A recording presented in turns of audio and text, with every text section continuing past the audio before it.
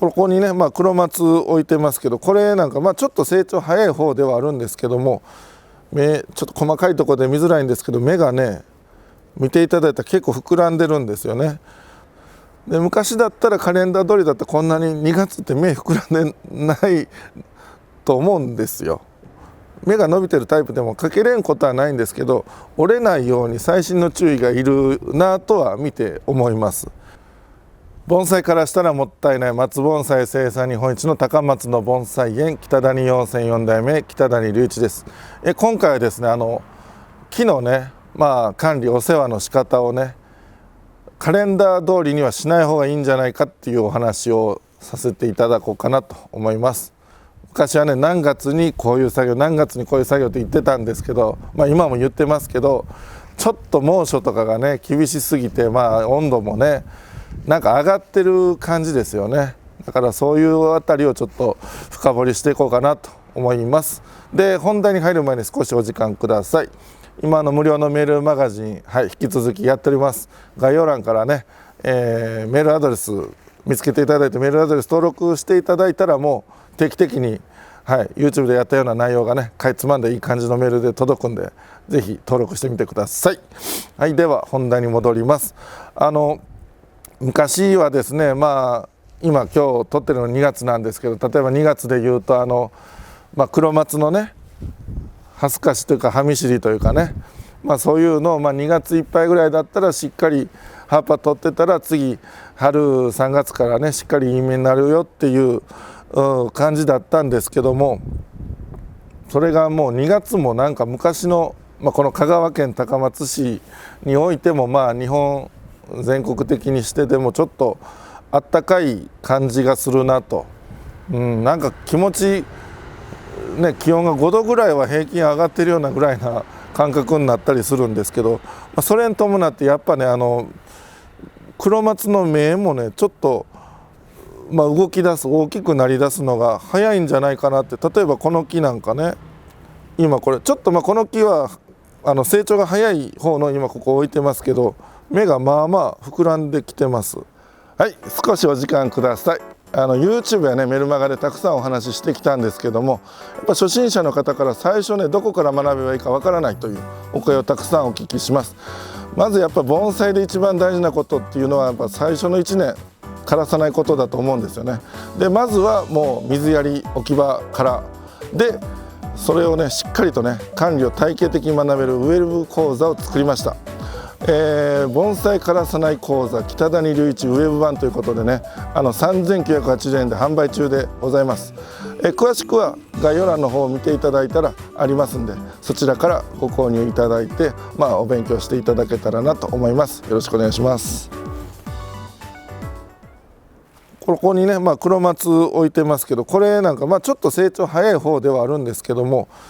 ちょっと細かいところで見づらいんですけど、芽がね見ていただいたら結構膨らんでるんですよね。それでさっきのね2月いっぱい古葉取り葉見知りみたいなのも芽が出てない前提のね作業だったりするんですね。これぐらい芽が膨らんだらちょっと手の持っていき方とか作業をちょっと下手にやっちゃったりすると芽がポロッと折れることがあります。で昔だったらカレンダー通りだったらこんなに2月って芽膨らんでないと思うんですよ。そういう時期が多かったと思います。その時はもう安心してね手を入れて作業できてたはずなんですけど、これぐらいになってきたらねちょっと芽が取れたら大変だなみたいなとこがありますね。だから黒松なんかでも2月いっぱいぐらいは針金ね全然余裕でかけれてたと思うんです。これにしても芽が伸びてるタイプでもかけれんことはないんですけど、折れないように細心の注意がいるなとは見て思います。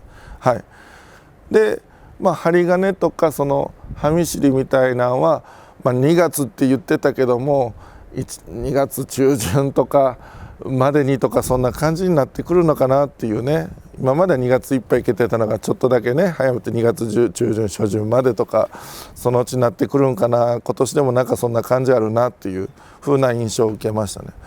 その分植え替えがよくね春3月4月頃がいいって言われますけど、これだけ暖かくなってきたらね結構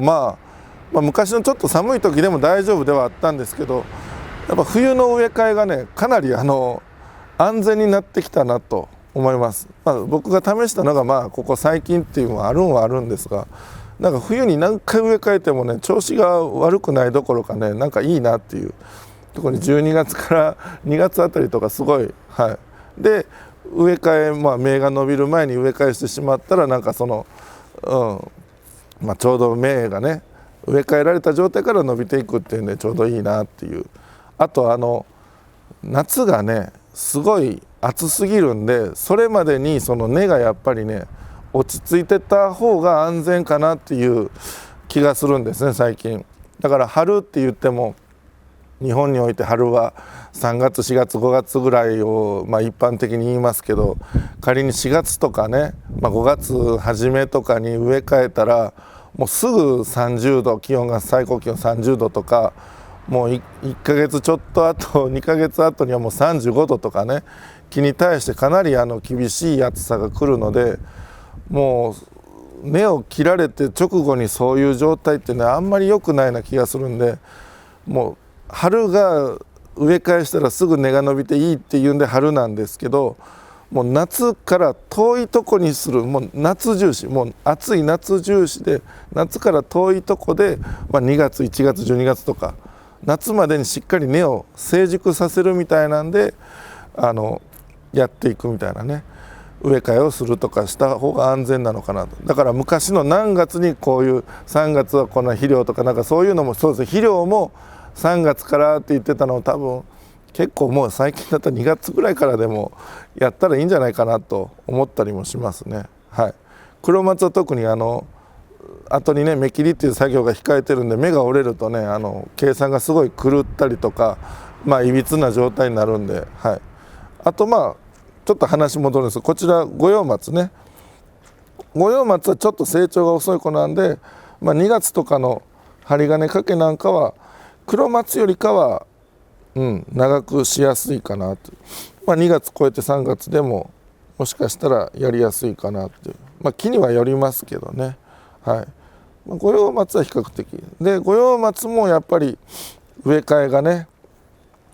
早いぐらいの方がいいんかなと思いますね。特に夏弱いんでね、もう夏までにもう根をしっかり成長させておくっていうんで、割と夏よりか遠いあたりで安全な冬あたりに植え替えをこういうのもした方がいいんだろうなっていう。あと今冬と夏のこと言いましたけど、秋もね結構暑いんでね、だから昔の9月がどうとか10月がどう、そういうのもちょっとずれていくのかなというふうに思いますね。ちょっといろいろ言いましたけども、まずは昔の参考書とかに書いてる何月にこういう作業何月にこういう作業っていうのはちょっと鵜呑みにせずに今のその自分の住んでる地域の環境を見ながら木を見ながら考えていく必要があるなと。特にそのあたり参考書ね変わってないんですよね。その新しい参考書ってあんまり今出てるような気がしないんで、もう昔のが出てそのまんまでどんどんアップデートされたのはあんま出てないと思うんで、特にその頼りになる参考書通りの何月っていうのはちょっとそれもいいお話であるんですけど、まずはその木を見てその自分のお住まいの環境を見て決めていきましょう。またうちの YouTube なんかもね参考にしていただいたらなと。季節よりちょっと先取りして情報を発信していこうみたいなとこも今大事にしてますんで、そちらも参考にしてもらったらなと思います。